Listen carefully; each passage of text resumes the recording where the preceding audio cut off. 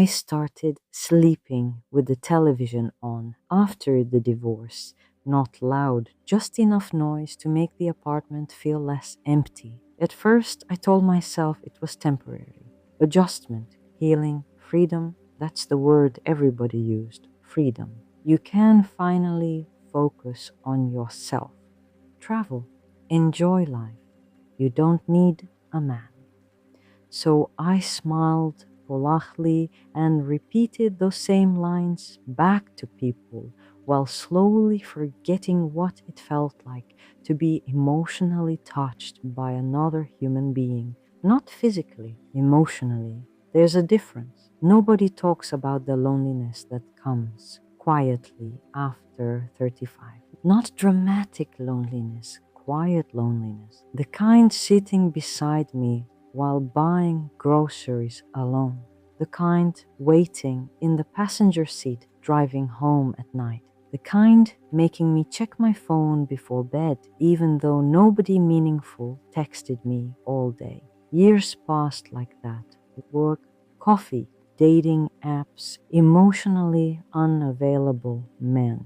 Men wanting casual, men wanting therapy disguised as relationships. Eventually, I stopped expecting romance, but I never stopped missing connection. That was the dangerous part. Because women don't become vulnerable only because they want love. We become vulnerable because we miss feeling seen. The divorce itself wasn't dramatic. No screaming, no cheating scandal, no broken dishes, which almost made it sadder. Love didn't explode, it slowly disappeared, like lights quietly shutting off one room at a time. At first, it was little things. Him not noticing my haircut, him answering questions without looking up from his phone, him saying, "I'm tired" every time I reached for intimacy. Then eventually, entire days passed where nobody touched me lovingly at all. People think loneliness begins after somebody leaves. Sometimes it begins while they're still sleeping beside you. I remember one night standing in our kitchen wearing red lipstick for absolutely no reason except wanting to feel beautiful again. He walked past me, opened the refrigerator, asked where the mustard was. That was the moment something inside me quietly died. Not because of mustard, because I realized I had become emotionally invisible inside my own marriage. And once a woman feels invisible long enough, attention becomes intoxicating. That's the part nobody warns you about. After the divorce, everyone kept calling me strong. I hated that word. Strong women cry in grocery store parking lots too. Strong women still sleep beside silence. Strong women still stand in front of mirrors wondering if anyone will ever look at them with desire again. One Friday night, I downloaded another dating app while reheating leftover pasta.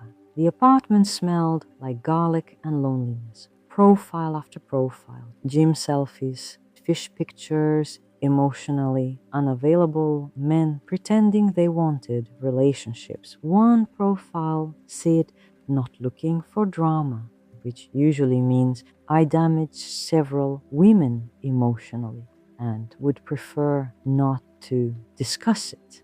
I laughed out loud alone in my kitchen. God, I had become cynical and somehow still hopeful at the same time. That combination is dangerous. The last real date before Daniel was awful. I remember because I cried afterward in my car. Not because the man was cruel, because he was empty. We sat across from each other at a restaurant while he scrolled his phone between conversations. Every answer from him felt half alive. When I talked about books I loved, he nodded without listening. When I asked what he wanted emotionally, he laughed awkwardly and said, Honestly, I'm just seeing what's out there. "Seeing what's out there, God." Modern dating made everybody sound emotionally rented. Nobody felt anchored anywhere anymore. When the bill came, he split it exactly down to the dollar, then hugged me sideways in the parking lot like a coworker. Driving home, I stared at couples walking together under streetlights, and suddenly tears filled my eyes so hard I could barely see the road. Not because I missed that specific man, because I missed emotional certainty. I missed somebody being excited to hear my voice. I missed feeling chosen. That was the emotional condition I was in the night Daniel messaged me. Lonely enough to hope, still soft enough to believe.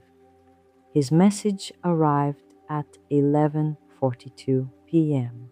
I almost ignored it. Military profile picture, gray at the temples, calm eyes, strong jawline.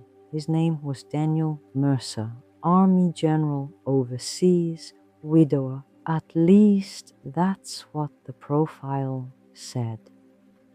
Normally, I would have deleted the message immediately, but something about his first text felt different. Not sexual, not aggressive, not desperate, just warm. You have kind eyes. That's rare now. I stared at the screen, rolling my eyes at myself. Kind eyes? Seriously, what is this? A romance movie? Still, my chest fluttered. Tiny, embarrassing, human. I almost didn't answer. Almost. But loneliness makes tiny emotional risks feel enormous. So finally, I typed, "Thank you. That's a very unusual compliment." Three dots appeared immediately. Most people stopped noticing kindness. I haven't. God, who talks like that anymore? I should have been suspicious right there. Instead, I smiled. The next morning, there was another message waiting. Good morning, beautiful. I hope today is gentle with you. Gentle. What kind of man says words like gentle anymore? I smiled before I could stop myself. And that was the beginning. Not money, not manipulation, attention, consistency, emotional presence. That's how these stories really begin. Days slowly became routines. Good morning texts, coffee photos, late night conversations, voice notes. He remembered details about me, the story about my father, the tea I like, the fact thunderstorms made me anxious. Nobody remembered things anymore.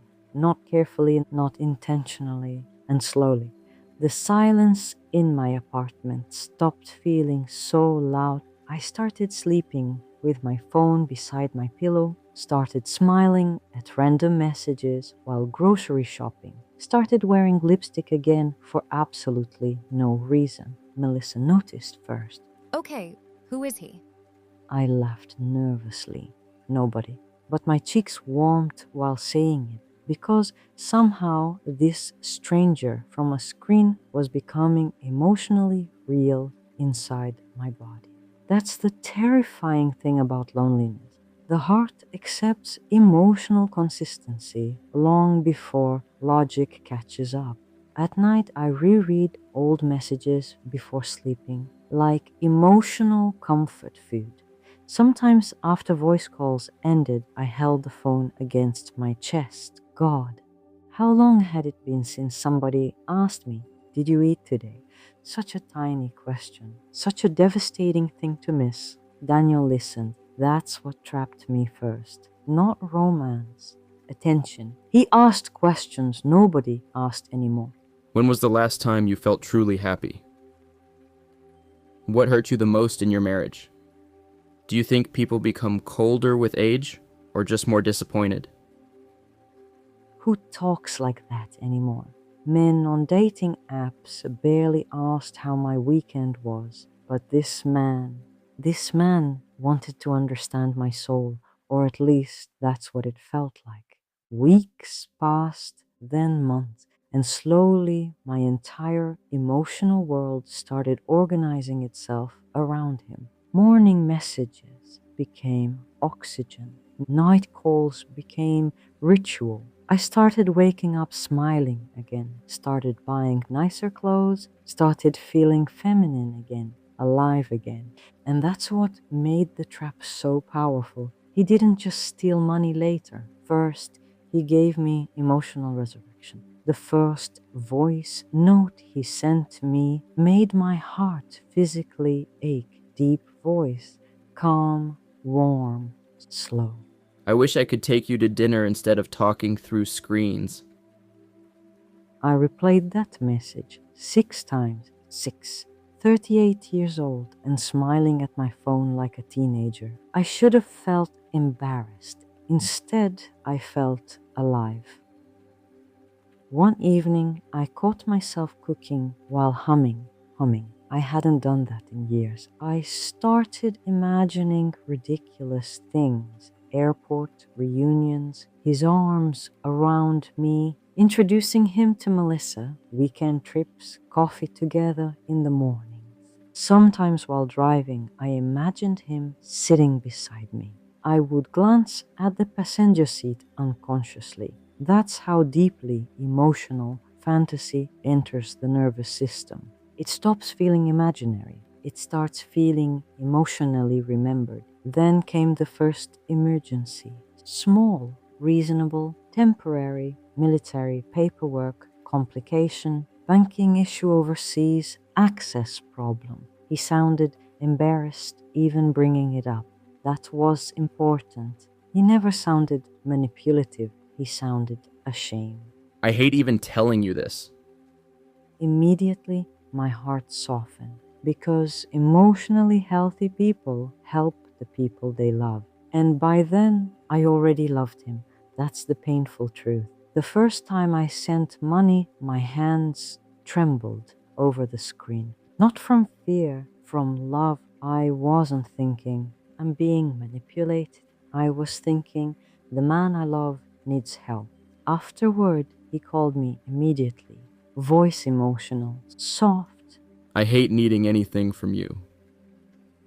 and suddenly tears filled my eyes because no man had made me feel emotionally important in years. I went to sleep smiling that night. Smiling. That's what destroys women afterward. Not only betrayal, humiliation attached to hope. Real life started changing around me. I laughed more, started cooking proper dinners again, bought new perfume. Coworkers noticed I looked lighter somehow. Even my daughter asked, Mom, are you dating someone? and for the first time in years, I blushed, actually blushed, because emotionally I already belonged to somebody, even if I had never touched him. At night, I imagined airport reunions, his arms around me, his smell, the feeling of finally not sleeping alone emotionally anymore. Sometimes I replayed his voice notes while driving. Sometimes I smiled reading old messages in parking lots before work. God, I was happy, truly happy. That's what makes this story tragic. For a little while, the love felt completely real. The second money transfer was larger than another. Every problem sounded temporary, every emergency believable enough. And every time doubt appeared, fear killed it instantly. Because if he wasn't real, then neither was the future I emotionally built around him. And that possibility hurt too much to face. The story continues in part 2.